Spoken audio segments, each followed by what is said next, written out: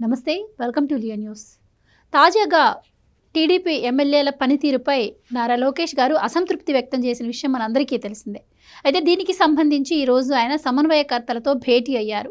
గతంలో కన్నా ఇప్పుడు పదవులు ఎక్కువ ఇస్తున్నా కూడా శ్రేణుల్లో ఎందుకు ఈ అసంతృప్తి ఉంది అని చెప్పి ఆయన ప్రశ్నించడంతో పాటు మరి నేతలకు కార్యకర్తలకు మధ్య కూడా గ్యాప్ వస్తుందని, దీన్ని అంతటికి కూడా సమన్వయం చేయాల్సిన అవసరం ఉంది అని చెప్పి జిల్లా రీజనల్ కోఆర్డినేటర్లకు ఆయన ఆదేశాలు జారీ చేశారు. మరి ఈసారి సమీక్షలు కూడా ప్రతి నెల నిర్వహిస్తానని చెప్పి ఆయన అంటున్న నేపథ్యంలో మరి అసలు ఈ గ్యాప్ ఎందుకు వస్తుంది, దీని తర్వాత అయినా మార్పు వచ్చే అవకాశం ఉందా అన్న విషయాలను మనం తెలుసుకుందాం. మనతో పాటు ఉన్నారు డాక్టర్ గడ్డిపాటి శ్యాంప్రసాద్ గారు, సీనియర్ పొలిటికల్ అనలిస్ట్. నమస్కారం. నమస్తే అమ్మా. సార్, మీరు వింటూనే ఉన్నారు ఈ మధ్య వార్తల్లో నారా లోకేష్ గారు కావచ్చు, చంద్రబాబు గారు కావచ్చు, ఎమ్మెల్యేల పనితీరులపైన, ఎమ్మెల్యేలు చేసేటువంటి పనులపైన, వాళ్ళ మధ్య సమన్వయ లోపం పైన తరచూ కూడా హెచ్చరిస్తున్న పరిస్థితి. ఈరోజైతే మరి దీన్ని లోకేష్ గారు సీరియస్గా తీసుకున్నట్టు తెలుస్తోంది. సమీక్షలు నిర్వహిస్తాను అది ఇదని చెప్తున్నారు. ఏంటి మరి మార్పు వచ్చే అవకాశం ఏమైనా ఉంటుందంటారా? అసలు ఈ గ్యాప్ ఎందుకు వచ్చిందంటారు? లోకేష్ గారు ఆ పాయింట్స్ కరెక్ట్గా రైజ్ చేశారమ్మా. ఎందుకంటే అది ఆయన రైజ్ చేసిన పాయింట్స్ కరెక్ట్. తెలుగుదేశం శ్రేణులు ఎప్పుడు పదవుల కోసం ఆశపడరు. పార్టీని పటిష్టపరచడం కోసం పార్టీ ఒక మంచి ప్రణాళికాబద్ధంగా నడవటమే వాళ్ళకి కావాల్సింది. ప్రస్తుత పరిస్థితుల్లో ఏమైందంటే లాస్ట్ 2024 ఎలక్షన్స్లో కూటమి ప్రభుత్వం 164 సీట్లు వచ్చినాయి. వెరీ స్ట్రాంగ్గా ఉంది. వెరీ స్ట్రాంగ్గా ఉన్నప్పుడు ఎవరు తప్పుడు అడుగు వేయరనే ఉద్దేశంతో పూర్తిగా అరాచకంతో నిండిపోయిన లాస్ట్ 5 yearsని కవర్ చేసుకోవటం కోసం, దాన్ని గాడిలో పెట్టుకోవటం కోసం ముఖ్యమంత్రి గారు, లోకేష్ గారు, పవన్ కళ్యాణ్, వివిధ మినిస్టర్స్, ఎఫిషియెంట్ పీపుల్ అందరూ చాలా డే అండ్ నైట్ వర్క్ చేసుకుంటూ వెళ్తున్నారు. కాన్సన్ట్రేషను ఈ ఎమ్మెల్యేస్ మీదకి ఎమ్మెల్యేస్ ఏమైందంటే కొత్త వాళ్ళు వచ్చారు. ఈసారి ఫస్ట్ టైం ఎమ్మెల్యేస్ అయ్యారనమాట. దగ్గర 85 ఎమ్మెల్యేస్ దాకా కొత్త వాళ్ళు ఉన్నారు. వాళ్ళు కొంతమందికి అసలు అప్పటికప్పుడు రాజకీయంగా కూడా ఏం పెద్దగా ఎక్స్పీరియన్స్ లేని వాళ్ళు కూడా గమాల్ని 2-3 monthsలో వచ్చి ఎమ్మెల్యేస్ అయిపోయారు. ఈ పార్టీ యొక్క సిద్ధాంతాలు ఏంటి, పార్టీ దేని మీద నడుస్తుంది, పార్టీ 40 సంవత్సరాల నుంచి ఎందుకు సక్సెస్ఫుల్గా రన్ అవుతుంది అనేది వాళ్ళు గ్రహించాల. ఒక్కసారి సడన్గా ఎమ్మెల్యే అయ్యేటప్పటికి వాళ్ళకి చాలా మొత్తులోకి వెళ్ళిపోయారు అనమాట. నేను ఈ అసెంబ్లీ నియోజకవర్గానికి నేను రాజుని, నేను ఎవరిని పట్టించుకోవక్కర్లేదు, నా డబ్బులు ఖర్చు పెట్టాను, లేకపోతే నా శక్తి వలన, నా మంచితనం వల్ల నేను గెలిచాను అనుకుంటున్నారు అనమాట. అదేంటి, పార్టీ యాక్చువల్గా పార్టీ బలం లేకుండా వాళ్ళు గెలవలేరు. అదే పర్సను వితౌట్ పార్టీ సింబల్తో నిలబడితే గెలిచేవాళ్ళ గెలవరు. అట్లా గెలిచిన సందర్భంగా ఏం చేస్తున్నారంటే వీళ్ళు కార్యకర్తలను నెగ్లెక్ట్ చేస్తున్నారు. ఎవరి ద్వారా అయితే పార్టీ అధికారంలోకి వచ్చిందో, పూర్తిగా అధికారం కార్యకర్తలే 90% కారణం. ఒక కారణం ఏంటంటే అరాచక ప్రభుత్వం. 2019-24 అరాచకం పోవాలనే ఉద్దేశంతో ప్రజలందరూ తిరగబడ్డారు. రెండోది ఏంటంటే చంద్రబాబు నాయుడు గారు వస్తే ఈ అన్నీ సరిచేస్తారనే ఉద్దేశంతో చంద్రబాబు నాయుడు గారి నాయకత్వాన్ని నమ్మి మళ్ళీ అందరూ ఈ కూటమి ప్రభుత్వానికి వేశారనమాట. ఎందుకంటే సెంట్రల్లో కూడా డబుల్ ఇంజిన్ సర్కార్ వస్తుంది, సెంట్రల్ కూడా మనకు బాగా హెల్ప్ చేస్తారు. బీజేపీ, జనసేన కూడా కలిసినాయి కదా. ఆ మూమెంట్తో పార్టీ థంపింగ్ మెజారిటీతో వచ్చేసింది. ఆ సందర్భంగా ప్రతి ఒక్కళ్ళు ఎంతో బాధ్యతాయుతంగా మెలగాలి. ఒకవేళ వాళ్ళకి ఒక పార్టీ రూల్స్ కానీ, ఎట్లా బిహేవ్ చేయాలి, నియోజకవర్గాన్ని ప్రజలతో ఎలా మమేకం అవ్వాలి, వాళ్ళ సమస్యలు ఏంటి, వాళ్ళ సమస్యను అసెంబ్లీలో ఎలా లేవనెత్తాలి, ఎలా డెవలప్ చేయాలి అనేది వాళ్ళు నేర్చుకోవాలి. 1983 నుంచి పార్టీ ఎలా ఉండేదంటే క్లాసెస్ రన్ చేసేవాడు, రాజకీయ క్లాసెస్, ఈవెన్ ఇంక్లూడింగ్ కార్యకర్తలకు కూడా. మన పార్టీ సిద్ధాంతాలు ఇవి, మీరందరూ ఈ నడవడిక ఉండండి, సమాజంలో మనందరూ గుర్తించడం అంటే మన నడవడికను చూసే మనం అభిమానిస్తారు. మన నడవడిక ఇష్టం వచ్చినట్టు ఉండకూడదు, ఒక డిసిప్లైన్డ్గా నడిపారు పార్టీని. అలాంటిది వీళ్ళు ఏం చేస్తున్నారు, మేము వ్యవస్థలు అలా నాశనం అయిపోయినాయి గ్రాడ్యువల్గా లాస్ట్ 40 yearsలో కూడా. ఈ వ్యవస్థను నాశనం అటువంటి ఏంటి, డబ్బు ఖర్చు పెడితే కానీ ఎమ్మెల్యే అవలేని స్టేజ్కి వచ్చేసింది. ఇప్పుడు డబ్బులు ఖర్చు పెట్టుకున్నాము, మేము డబ్బులు సంపాదించుకుంటున్నాం అని కార్యకర్తలు నెగ్లెక్ట్ చేస్తున్నారు. వాళ్ళేంటి అని విపరీతమైన టాక్ వచ్చింది ఏది ఆంధ్రప్రదేశ్లో. ఇవాళ ఎమ్మెల్యేలు పనితీరు అంతగా మెచ్చుకోదగ్గ లేదు. ఇప్పుడు చంద్రబాబు నాయుడు గారు నిన్న మొన్న పింఛన్ ఆయన ప్రతి నెల 1వ తారీఖు ఏదో ఒక జిల్లాలో ఒక గ్రామంలో డైరెక్ట్గా పింఛన్ అందం చేస్తున్నాడు. ఆయన 4,000 రూపాయలు పింఛన్. అది 3,000 నుంచి 4,000 ఒకేసారి చేసిన ఘనత భారతదేశంలో కూటమి ప్రభుత్వానికే దక్కింది. అలాంటిది ఎమ్మెల్యేలు ఎందుకు పాల్గొనరు? నెలలో ఒక్కరోజు ఒక ఊళ్ళోకి వెళ్ళి ఒక పెన్షన్ అందజేస్తానికి ఎంత ఒక పూట పడుతుంది. ముఖ్యమంత్రి గారే జిల్లాలన్నీ తిరిగిస్తున్నప్పుడు ఎమ్మెల్యేలు ఎందుకు ఎవరు? అందుకని ఒక 40-50 మంది ఎమ్మెల్యేలకి నోటీసులు కూడా ఇస్తున్నారు. మీరు ప్రతి నెల 1వ తారీఖు పెన్షన్ అందజేసి తీరాల్సిందే. ఆ కార్యక్రమం నేను దాన్ని స్పేర్ చేయను అంటున్నాడు ఆయన.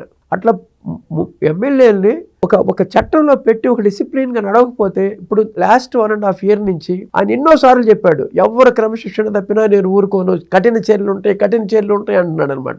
ఆయన గట్టిగా చెబుతున్నాడు కానీ కఠిన చర్యలు తీసుకోవట్లా చంద్రబాబు నాయుడు గారు. ప్రజలందరూ అదే ఎదురు చూస్తున్నారు.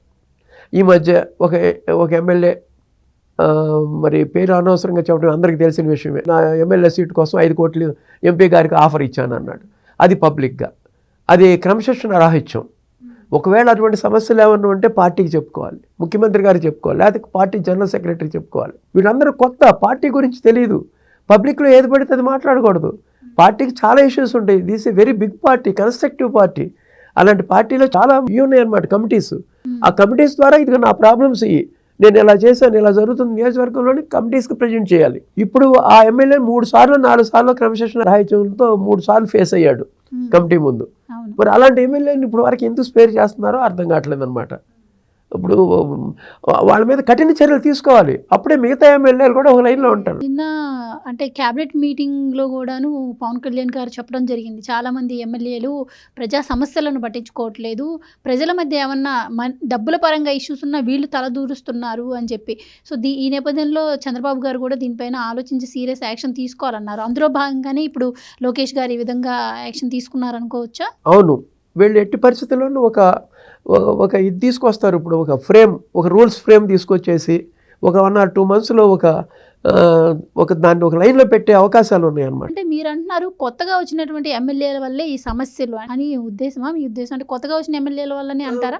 కొంతమంది సీనియర్స్ వల్ల కూడా ఈ విధంగా అంటే 50% అది ఉందమ్మా. మామూలుగా ఎమ్మెల్యేస్కి ఏంటంటే వాళ్ళు చాలా ఒక 50 కోట్లు ఖర్చు పెట్టుకుని ఎమ్మెల్యే అవుతున్నాడు. ఈ వ్యవస్థలు ఏంటంటే ఓట్లు ఎలక్షన్స్ అప్పుడు డబ్బులు ఖర్చు పెట్టకపోతే ఎవరు రారు. అది జగమెరిగిన సత్యం. ప్రతి ఒక్కళ్ళు ఖర్చు పెట్టుకోవాల్సిందే. మేము ఖర్చు పెట్టుకుని మాకు రావాలి కదా, మళ్ళీ నెక్స్ట్ ఎలక్షన్ నుంచి ఉండేటప్పటికి మాకు డబ్బులు కావాలి కదా అని చేస్తున్నారు. అది బలవంతంగానూ ఎవరినన్నా మోసం చేస్తే అది తప్పు. కానీ అది యాక్చువల్గా కరప్షన్ అనేది కూడా పర్వాలేదులే చేస్తే ఉంది, కామనేగా అనే స్టేజ్లోకి వెళ్ళిపోయింది. 2014 నుంచే వెళ్ళిపోయింది. ఎందుకంటే 2014లో వైఎస్ఆర్సీపీ పార్టీకి దగ్గర 67 సీట్లు వచ్చినాయి. అప్పుడు అతను 16 నెలలు జైల్లో ఉండొచ్చాడు. అతను కరప్షన్ చేశాడు, 1,00,000 కోట్లు అని జనం అందరూ చెప్పుకున్నారు. కొంతమంది ఏమన్నారు, కరప్షన్ అందరు కామన్లే, ఎవరు తిన్నాళ్ళు ఎవరు అనేది చెప్పుకుని 67 సీట్లు ఇచ్చారు. అంటే అందరూ తింటున్నారు అనేది ఒక జనరలైజ్ అయిపోయింది. అది పొలిటీషియన్స్ అనేవాళ్ళు డబ్బులు తింటారు అనేది బాగా జనరలైజ్ అయిపోయింది. కొంతమంది చాలా గొప్ప వ్యక్తులు ఉన్నారు, అసలు మనీ గురించి కానీ వెరీ స్ట్రిక్ట్గా ఉండేవాళ్ళు, లేకపోతే పార్టీ ఇన్ని రోజులు రన్ అవ్వదు. ఇప్పుడు చంద్రబాబు నాయుడు గారు ఎంత స్ట్రిక్ట్గా ఉంటారు, ఆయన మీద ఒక్క మచ్చ కూడా లేదు. గత 45 సంవత్సరాల నుంచి చంద్రబాబు మచ్చలేని నాయకుడు. ఇది చంద్రబాబు చేసిన తప్పని ఒక్కళ్ళు కూడా చూపించలేరు. అలాంటి నాయకుడు మన ఆంధ్రప్రదేశ్ దొరికాడు. మీరు అశోక్ గజపతిరాజు గారు చూడండి, ఆయన మీద ఒక్క మచ్చ ఉండదు. అలాంటి నాయకులు ప్రతి జిల్లాలోనూ ఉన్నారనమాట. ఈ కొత్తగా వచ్చిన వాళ్ళు కానీ కొంతమంది నాయకులు చేసే పనుల వలన ఇసుక ఏదో కొంత సంపాదించుకోవడానికి ఇసుక యాక్చువల్గా కుటుంబ ప్రభుత్వం వచ్చిన తర్వాత ఉచితంగా ఇస్తాం బియ్యం చేశారు. ఆ ఉచితంగా ఇచ్చే ఇసుక కూడా కుటుంబ ప్రభుత్వం తినేస్తున్నారనే టాక్ తీసుకొచ్చేసారు అనమాట అపోజిషన్. ఎందుకంటే వీళ్ళు ఎంతో కొంత కకృతిపడి కొంత కమిషన్లను తీసుకుంటానే ఉన్నారు. అది అందరూ చెప్పుకుంటున్నారు. దాన్ని ఎట్లా స్కీమ్ లేని చేయాలా అనేది చూడాలి. మొన్న ముఖ్యమంత్రి గారు కూడా ఇసుక గురించి ఒకసారి దాని మీద కన్నేసి దాన్ని కూడా ఒక ఫ్రేమ్లో తీసుకురావాల్సిందేనని అని చెప్పారంట క్యాబినెట్లో. ఇసుక గురించి మేజర్గా అదే ఎక్కువగా వాడుకలోకి వస్తుంది.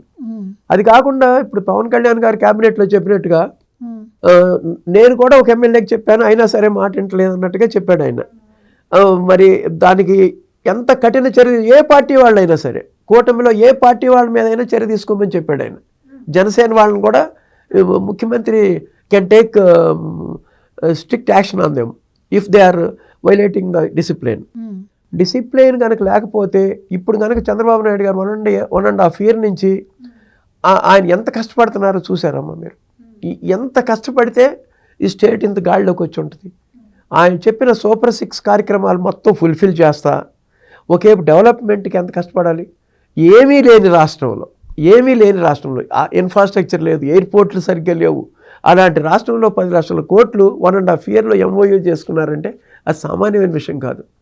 ఈ 10 లక్షల కోట్లలో కూడా పెద్ద కంపెనీలు అన్నీ అవి వెనకపోయే కాదు. మామూలుగా 10 లక్షల కోట్లు MOU జరిగితే మామూలుగా 2-3 లక్షలు గ్రౌండింగ్ అవుతాయి. కానీ ఇక్కడ ఒక 10 to 20% అవేమో, అవి కూడా నాకు డౌట్ మొత్తం అవడానికి అవకాశం ఉంది ఇక్కడ. ఎందుకంటే ఒక్కొక్కటి చాలా పెద్ద ప్రాజెక్టు. అవి 2 లక్షల కోట్లు, 1,00,000 కోట్లు. ఇప్పుడు గూగుల్ డేటా సెంటర్ వెనకపోయేది కాదు, NTPC గ్రీన్ వెనకపోయేది కాదు, ArcelorMittal వెనకపోయేది కాదు, రిలయన్స్ CBG వెనకపోయేది కాదు, టాటా పవర్ వెనకపోయేది కాదు, BPCL వెనకపోయేది కాదు. ఈ ప్లాంట్స్ అన్నీ కలిపి 10 లక్షల కోట్లు అయిపోయింది. ఇప్పుడు చిన్న 5,000 కోట్లు, 6,000 కోట్లు, 10,000 కోట్లు, 1,000 కోట్లు చాలా MOUs అయినాయి. ఇప్పుడు అందుకని ఇవన్నీ తీసుకురావడానికి 1.5 yearలో చేయగలగడం అనేది అది ఒక మిరకల్ లాగా ఉంది నాకైతే. That is a miracle. ఇన్ని కంపెనీని ఎప్పుడు డీల్ చేశారు, ఎప్పుడు తీసుకొచ్చారు? లోకేష్ గారు ఒకేపు నిరంతరం అసలు ఆయన శ్రమించిన యూత్ లీడర్, ప్రైమ్ మినిస్టర్ కూడా మెచ్చుకుని 2 సార్లు ఇంటర్వ్యూస్ ఇచ్చాడు. ఆయన ఫ్యామిలీతో కూడా ఒకసారి వెళ్ళాడు. లోకేష్ హైలీ మెచ్యూర్డ్ లీడర్గా అయ్యాడనమాట. ఇవాళ భారతదేశంలో లోకేష్ లాంటి యంగ్స్టర్ లేడు. You see in any party, in any state youngster లేడు టోటల్ కంట్రీలో. అందుకని లోకేష్ అంత ఇంపార్టెన్స్ ఇస్తున్నారు మోడీ గారు కూడా. మీరు ఎనీ స్టేట్, ఏ స్టేట్లో ఉన్నారు young youth leader? You go to Barista, nobody is there. Madhya Pradesh, Uttar Pradesh, ఒక బీహార్లో అతను తేజస్వి, అతనేమో గెలవట్లేదు. అట్లా లోకేష్తో కంపారబుల్గా ఉండే యూత్ లీడర్ భారతదేశంలో లేడు వాళ్ళు. ఎందుకంటే మన నేషనల్ లెవెల్ మీడియాలో కూడా అతను మాట్లాడే తీరు అద్భుతంగా ఉంది, లాంగ్వేజ్ అద్భుతంగా ఉంది. అతను హైలీ ఎడ్యుకేటెడ్ కాబట్టి మాట్లాడటం తీరు ఎవరైనా మాట్లాడగలరు. కానీ నేషనల్ మీడియాలో వేసే క్వశ్చన్స్ని ఆన్సర్ చేసే విధం చాలా అద్భుతం. వాళ్ళ క్వశ్చన్స్ అద్భుతంగా ఆన్సర్ చేస్తున్నాడు అనమాట. అంటే అతను ఎంత ఎదిగిపోయాడో మీరు అర్థం చేసుకోండి. అభివృద్ధి పైన వీళ్ళు ఈ విధంగా దృష్టి పెడుతుంటే ఈ కొద్ది గొప్ప వీళ్ళు చేసే పనుల వల్ల మొత్తం ప్రభుత్వానికే చెడ్డ పేరు. 75 సంవత్సరాల వయసులో అన్ని దేశాలు తిరుగుతా అస్సలు ఒక్క రోజున రెస్ట్ తీసుకున్నారు చంద్రబాబు నాయుడు గారు. వాళ్ళిద్దరు కాక ఇంకా మిగతా మినిస్టర్స్, ఇండస్ట్రీస్ మినిస్టర్ కానీ, ఎనర్జీ మినిస్టర్, వీళ్ళు కూడా అందరూ కష్టపడుతున్నారు. మినిస్టర్స్ అందరూ ఇంత కష్టపడుతుంటే ఒకేపు ప్రొద్దున లేచిన దగ్గర నుంచి అదే పని మీద ఉంటారు. రేపు November 14-15 CA మీటింగ్ కూడా పెడుతున్నారు వైజాగ్. అద్భుతంగా తీర్చిదిద్దుపోతున్నారు. అది ఇంత కష్టపడుతుంటే ఇద్దరు ఈ కొత్తగా వచ్చిన ఎమ్మెల్యేలు కానీ, ఒకవేళ ఇంత బ్యాడ్ నేమ్ తెచ్చుకునే ఎమ్మెల్యేలు కానీ, అది ఎంత దారుణాతి దారుణం. వాళ్ళు చక్కటి పని చేస్తుంటే వీళ్ళు చక్కటి ఒక బకెట్ పాలల్లో ఒక చిన్న విషపు చుక్కేసినట్టు తయారవుతున్నారు. వీళ్ళు ఎంత డిసిప్లైన్గా ఉండాలి, ఓర్చుకోవాలి. ఎన్ని తప్పులు ఉంటాయి. ఇంత పెద్ద పార్టీ అయిన తర్వాత, పబ్లిక్లో పార్టీ అయిన తర్వాత తప్పులు ఉంటాయి. అది పబ్లిక్గా మాట్లాడకూడదు, కరప్షన్ చేయకూడదు మేము అట్టాగండి టికెట్ రేపు ఖర్చు పెట్టుకోవాలి అంటారు వ్యవస్థలు. అది జాగ్రత్తగా అంటే వాళ్ళు నియోజకవర్గానికి మంచి చేస్తే ఆటోమేటిక్గా గెలిపిస్తారు కదా ప్రజలు కూడా. నియోజకవర్గంలో ప్రజలతో మమేకం అయిపోవాలి. ఈ మొత్తం ఈ సూపర్ 6 అన్ని కరెక్ట్గా అందరికి జాగ్రత్తనే లేదా చూసుకోవాలి. ప్రతి ఒక్కరికి వస్తుందా లేదా చూసుకోవాలి. వాళ్ళకి కొంతమందికి అర్హులు కాని వాళ్ళకి ఇచ్చేవి ఉన్నాయి. అర్హులు కాని వాళ్ళని దాని లిస్ట్ నుంచి తీసేసి అర్హులైన వాళ్ళకి ఇవ్వనాళ్ళు ఉన్నారు. వాళ్ళ లిస్టులో తయారు అటువంటి పబ్లిక్తో మమేకం అయిపోవాలి. రేపు పబ్లికే అల్టిమేట్. పబ్లిక్ ఓటు అయిపోతే రేపు నెక్స్ట్ ఇయర్ నువ్వు 1,00,000 కోట్లు పెట్టు, నువ్వు గెలవు. నువ్వు మొత్తం ఇదంతా పార్టీ స్ట్రక్చర్, కూటమి ప్రభుత్వం తీసుకున్న నిర్ణయాల వలన పబ్లిక్ తృప్తిగా ఉన్నారు. సూపర్ 6 నిర్ణయం గవర్నమెంట్ది, అది ఇంప్లిమెంట్ చేయాల్సిన ఆఫీసర్ చేస్తున్నారు. మీరు కూడా పక్కనే వెళ్తే మంచిది కదా, మీకు కూడా పేరు ఉంటుంది. వాళ్ళ సమస్యలు చెప్పుకుంటారు. అది చెప్పుకోకుండా పార్టీకి చెడ్డ పేరు తీసుకురావటం మంచిది కాదు. అది కూడా వాళ్ళు అందరూ ఎడ్యుకేటెడే, వాళ్ళు కూడా ఒకసారి ఆలోచించుకోవటం మంచిదనమాట. ఎనీవే లోకేష్ గారు ఆ స్టెప్ తీసుకోబోతున్నారు కాబట్టి ఒక స్ట్రీమ్ లైన్ అవుద్ది అనుకుంటున్నాను నేను. స్ట్రీమ్ లైన్ చేస్తారు. స్వయంగా లోకేష్ గారే రంగంలోకి దిగారు కాబట్టి పరిస్థితిలో ఏమైనా మార్పు వస్తుందేమో. మనం కూడా తప్పనిసరిగా వస్తుందమ్మా. ఎందుకంటే ఇప్పుడు అందరూ ఆ నోటీస్కి వెళ్ళిపోయింది చంద్రబాబు గారి దగ్గరికి. ఎందుకంటే వాళ్ళు 24 గంటలు కష్టపడుతుంటే వీళ్ళేమో పార్టీ పేరు చెడగొడుతుంటే నెక్స్ట్ టైం రాకపోతే చాలా ఇబ్బంది పడతాం. ఇప్పుడు అన్నీ ఆఫ్ వేలో ఉండి రేపు నెక్స్ట్ టైం 2029 ప్రాజెక్ట్స్ అన్నీ. అందుకని ఎట్టి పరిస్థితుల్లో పార్టీ లైన్లో నడవాలి. పార్టీ లైన్లో ఒకవేళ నడవకపోతే ఇప్పుడు 49 మంది ఎమ్మెల్యేకి నోటీస్ ఇస్తారు. స్ట్రిక్ట్ యాక్షన్ చంద్రబాబు నాయుడు గారు తీసుకుని తీరాల్సిందే. ఆ స్ట్రిక్ట్ యాక్షన్ తీసుకోకపోతే మాత్రం కుక్కతోక వంకర వీళ్ళు చేస్తూనే ఉంటారు, పార్టీకి బ్యాడ్ నేమ్ వస్తూనే ఉంటుంది. కాబట్టి కార్యకర్తలు అద్భుతమైన వాళ్ళు, తెలుగుదేశం కార్యకర్తలు చాలా అద్భుతమైన వాళ్ళు, పదవుల కోసం ఎప్పుడు చూడాలి, పార్టీ గెలవాలని, చంద్రబాబు నాయుడు గారు ముఖ్యమంత్రి అవ్వాలనే దీంతోనే ఉంటారు వాళ్ళు. అందుకని ఎక్కడ తప్పు చేసుకున్న వాళ్ళు అసంతృప్తిగా ఉన్నారు. ఇట్ట చేస్తున్నారేంటి, మనం ఆయన అంత కష్టపడుతున్నాడు, ఇంత మంచి పరిపాలన నీ భారతదేశంలో ఉందా ఇవాళ? ఆంధ్రప్రదేశ్ ప్రభుత్వం ఒకే పంత మంచి పరిపాలన జరుగుతుంటే ప్రతిపక్షం వాళ్ళు ఇష్టం వచ్చినట్టు ఏదో ఒక ఎలిగేషన్ ప్రతి దానికి ఏదో ఒక పాయింట్ అవుట్ చేస్తాం మొదలుపెట్టారు. ఎంత దుర్మార్గంగా ఉండేవాళ్ళు. ఇప్పుడు ఈ నెయ్యి ఎపిసోడ్ వచ్చింది, అది తర్వాత మనం ఇంకో వీడియోలో చేద్దాం. నెయ్యి అంత దరిద్రపాలని పబ్లిక్ నమ్మరిక. ఎందుకంటే ఆ నెయ్యి అనేది అసలు పాలు వెన్న లేకుండా నెయ్యి ఇవ్వటం అనేది బయటపడింది సిట్ నుంచి. కాబట్టి opposition party is not reliable. మన పార్టీలో మనం నీతివంతంగా ఉందాం, చక్కగా పార్టీ లైన్స్లో వెళ్దాం, వాళ్ళ కష్టానికి ఫలితం వచ్చేటట్టుగా ఒక డిసిప్లైన్డ్ లీడర్స్గా ఉండాలి. కార్యకర్తలు మెప్పు పొందాలి, ఎవరైనా సరే కార్యకర్తలు మెప్పు పొందితేనే వాళ్ళు ఎమ్మెల్యే అవుతారు. ఇప్పటి వరకు నచ్చ చెప్పి చూసారు, ఇక నుంచి భయపెట్టి చెప్తే ఏమన్నా మార్పు వస్తుంది? కఠిన చర్యలు అండి, భయపడుతున్నారు, ఆల్రెడీ భయపెట్టారు, కానీ వెంటలా కఠిన చర్యలు తీసుకోవాల్సిందే. షోకాజ్ నోటీస్ ఇవ్వాలి, సస్పెన్షన్ దాకా కూడా తీసుకెళ్తే మంచిది. Thank you so much. Please subscribe to Leo news for more videos.